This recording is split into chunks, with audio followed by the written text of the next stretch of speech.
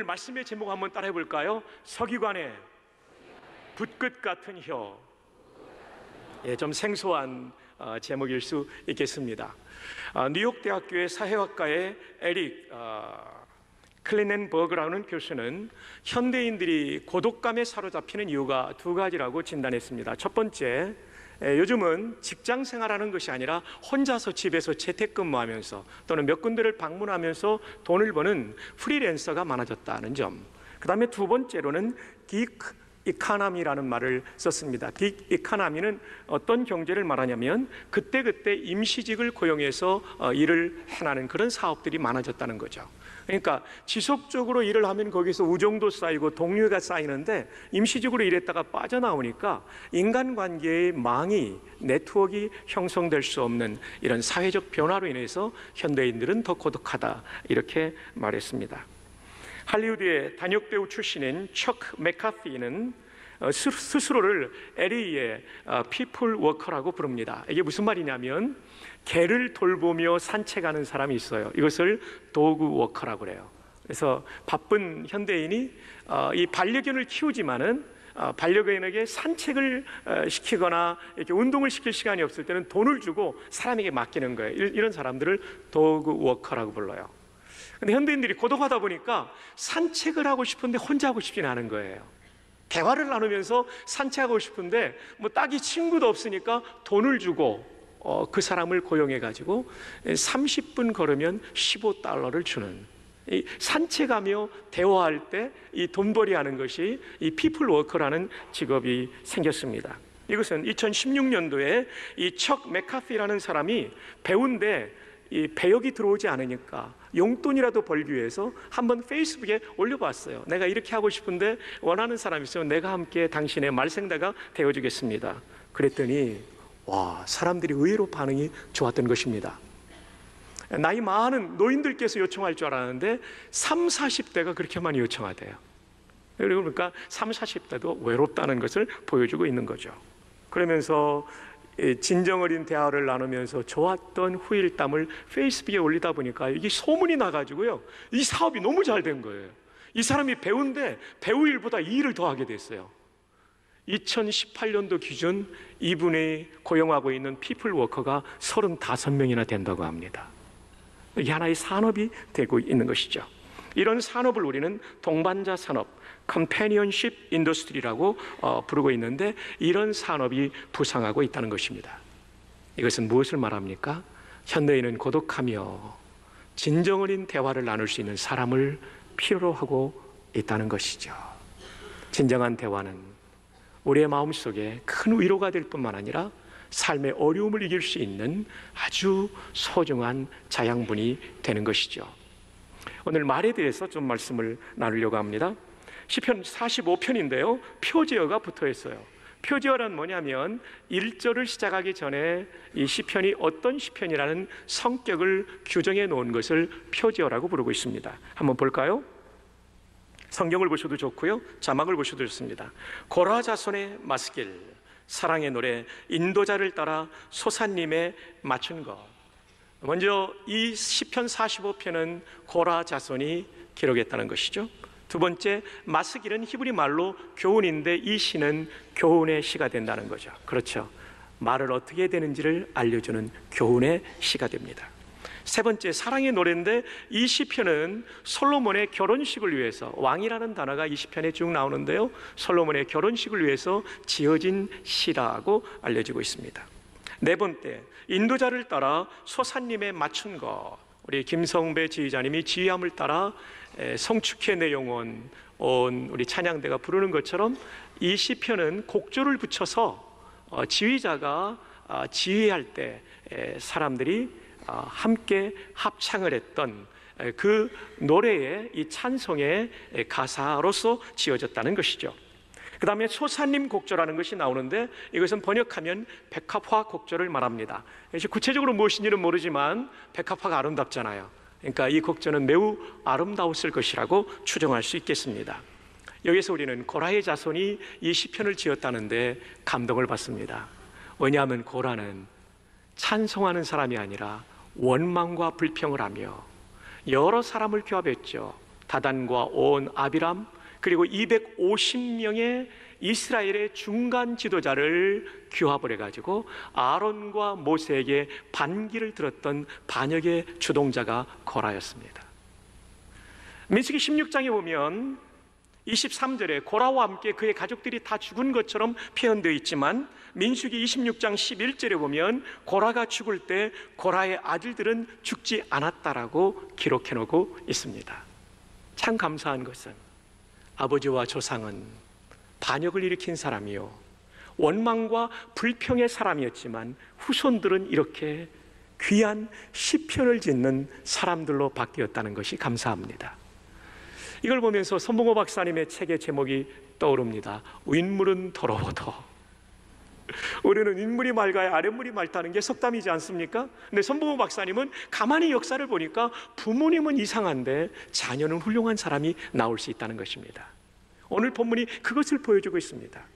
부모님 그리고 조상은 정말 하나님 앞에 심판을 받은 인물이었지만 그 후손들은 이렇게 멋진 신앙의 사람이 되었다는 것이죠.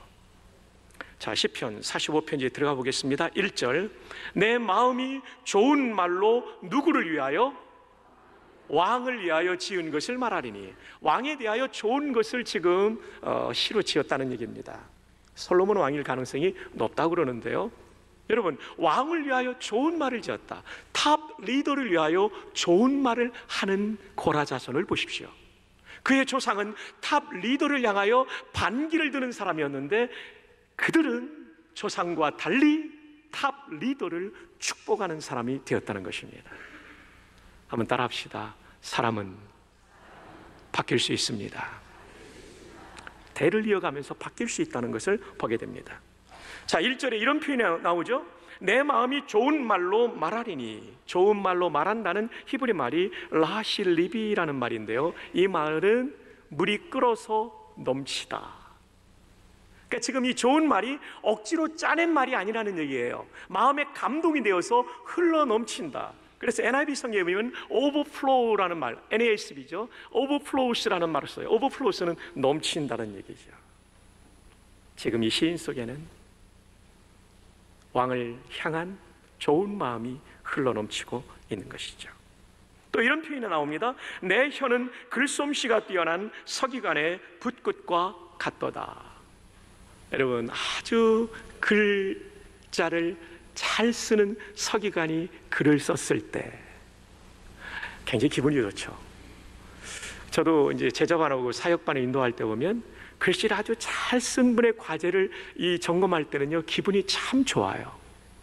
근데 어떤 분의 글씨는 열받게 하는 글씨도 있다는 사실을 아십니까? 참 해석하기 어려워요. 네. 서기관이, 아주 숙련된 서기관이, 아주 솜씨 좋은 서기관이 글을 써왔을 때 이 글씨를 보는 기쁨이 얼마나 큽니까? 감동도 되죠.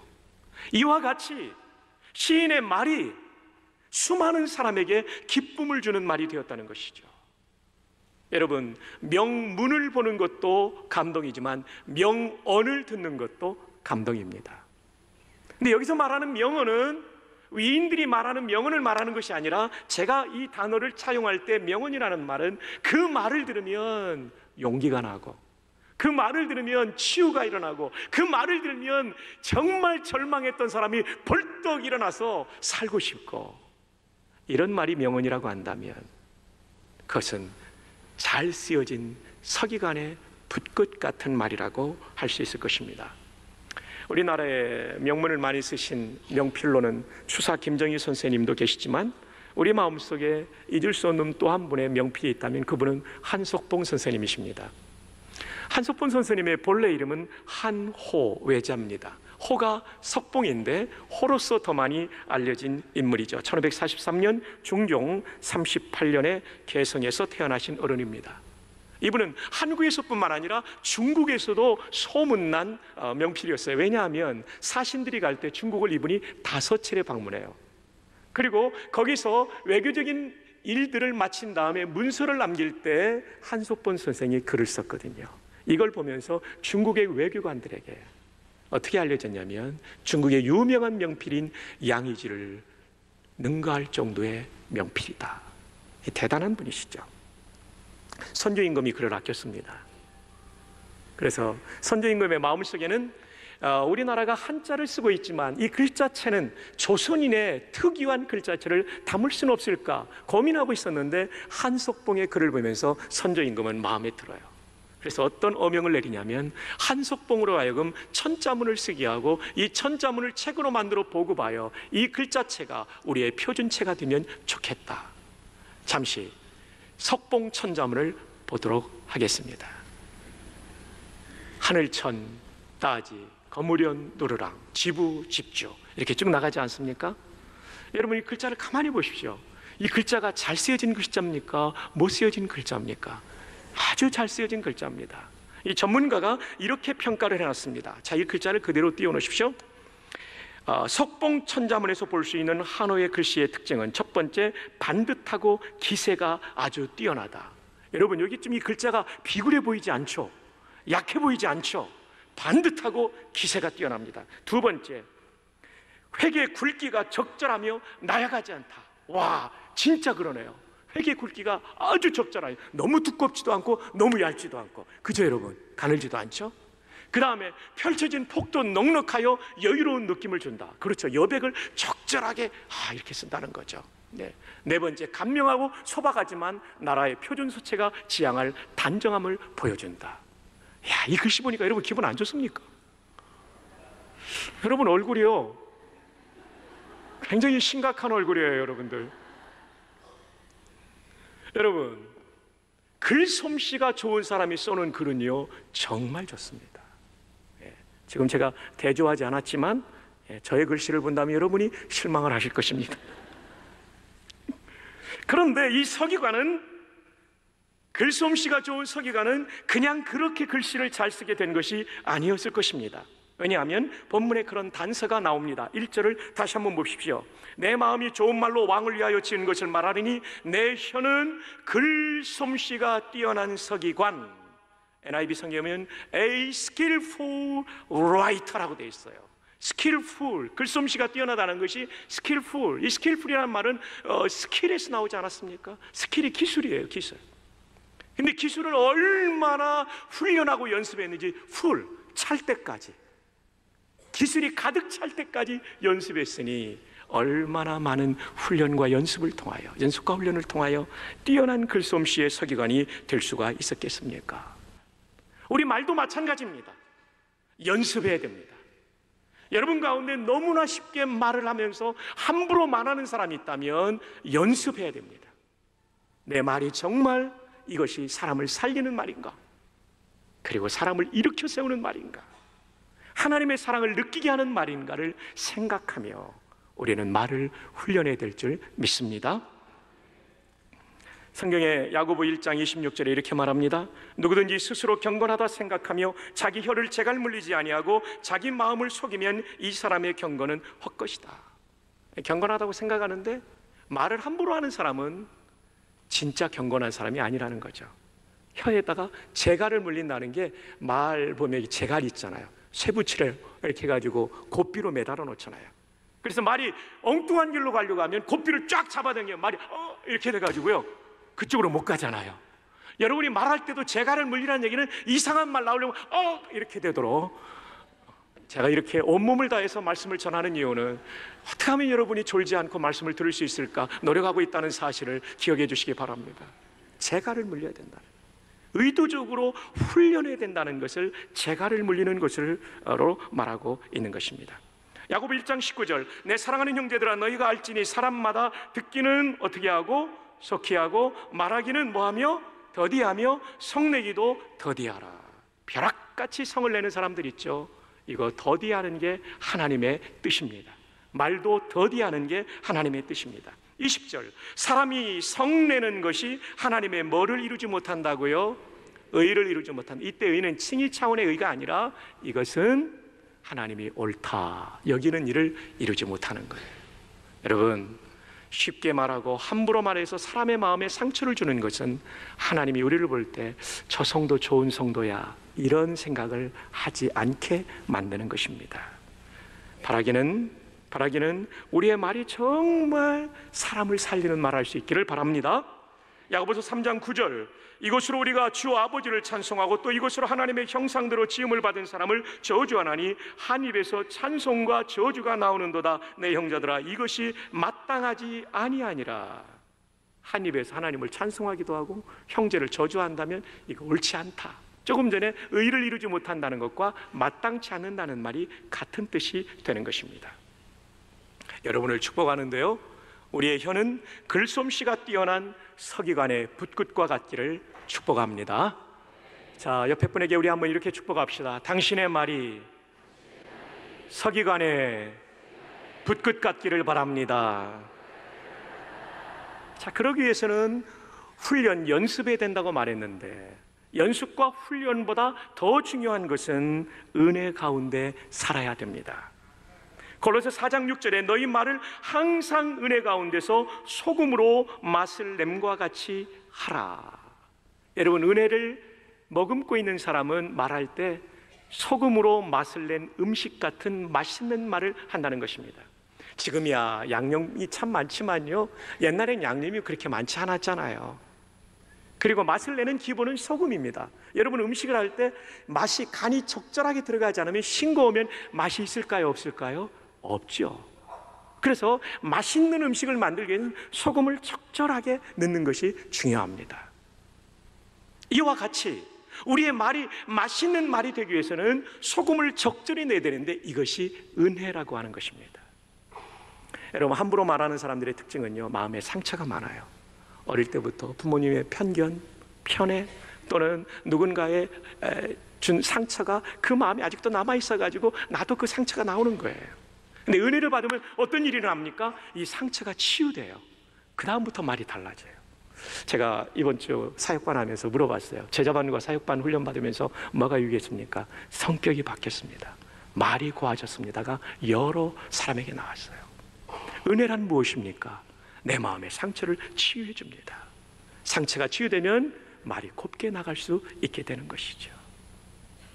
그리고 상처의 치유 다음에 중요한 것은 순간순간 하나님의 은혜가 나를 지배하면 어떤 상황에서도 말이 부드럽게 나가고 따뜻하게 나가고, 요즘은 또 날씨가 더우니까 따뜻하게 나가면 안 되겠죠? 시원하게 나가고 사람의 길을 살리고 예수님이 저런 분이구나 느끼게 하는 사랑을 경험하게 하는 것이죠.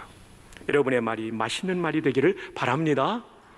은혜는 어떻게 경험합니까? 여러분, 오늘처럼 이 무더운 날에도 예배 나와서 말씀을 들을 때 은혜가 새로워집니다.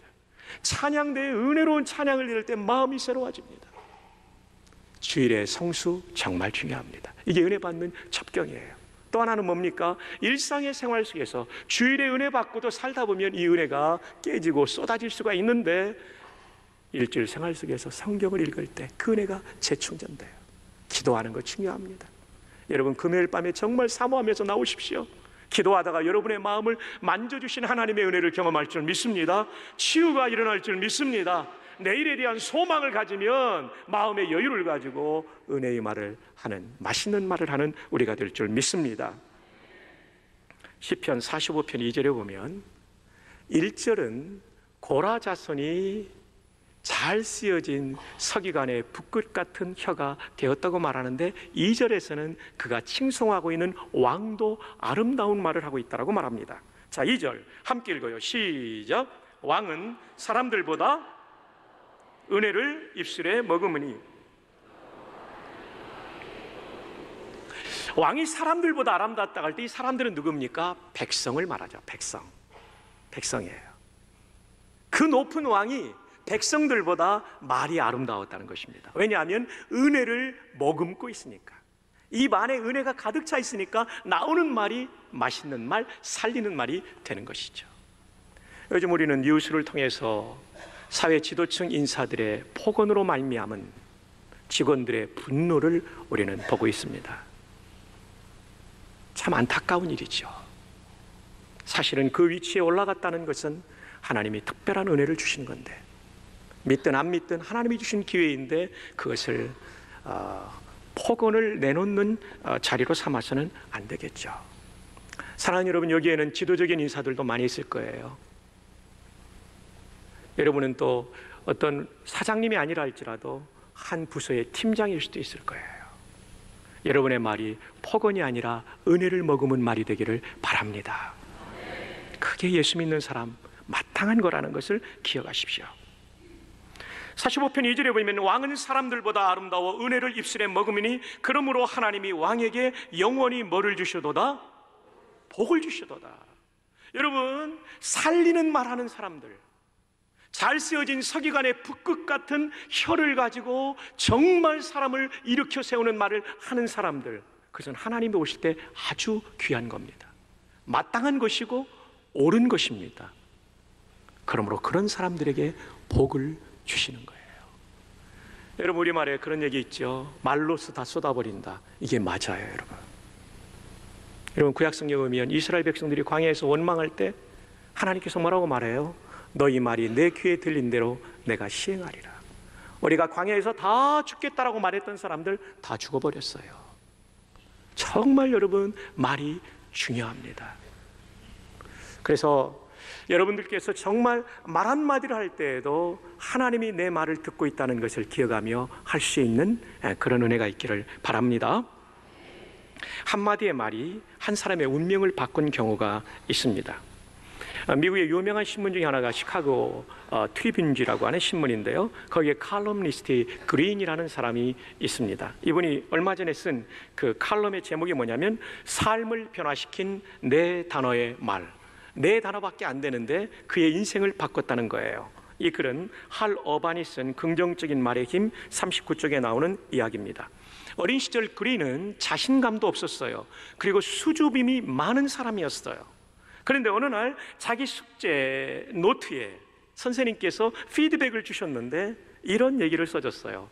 아주 잘 쓴 그림. This is good writing. 영어 단어 4개밖에 안 돼요. 근데 살면서 이런 격려를 받아본 적이 없었거든요. 그린이 용기를 얻습니다. 그래가지고 신문의 칼럼니스트까지 되었다는 자기의 자전적 이야기를 칼럼에 쓴 적이 있어요. 단 4글자예요. This is good writing. 여러분, 단 4단어가 한 사람의 운명을 바꿨다는 것입니다. 여러분의 제자, 여러분의 직장의 부하에게 이런 살리는 말을 할 수 있는 우리가 되기를 바랍니다. 오늘 말씀은 멀리 있는 사람에게 적용하지 마십시오. 거기도 해야 되겠지만 먼저 배우자끼리 적용하십시오. 살리는 말 하십시오. 그리고 훈련하십시오. 저는 가끔 경상도 남자들과 그 부부와 저희 부부가 만나서 얘기할 때 가끔 놀랄 때가 있어요. 아내를 볼 때 야, 부인을 마치 부하 직원처럼 부르는 남자들이 있습니다. No, 이러지 마십시오. 물론 그것이 경상도의 애칭이라는 것을 알지만 그러나 이제는 바뀌어야 됩니다. 여보, 그랬어요. 이렇게 좀 해주시면 얼마나 좋을까요? 자, 이 시간 모든 남자들은 저를 따라 하십니다. 남자들 따라합니다. 여보. 남자들 다 어디 갔어요? 여보. 지금 상당히 불만들이 많은 것 같은데 그러면 안 됩니다. 김은철 집사님 잘하세요. 그 옆에 계신 우리 집사님도요. 여보, 제 말이 잘 쓰여진 서기관의 붓끝 같은 말이 되겠습니다. 네, 그게 중요한 겁니다. 또 40이 넘고 갱년기 넘어가면 부인들의 말이 거칠어집니다.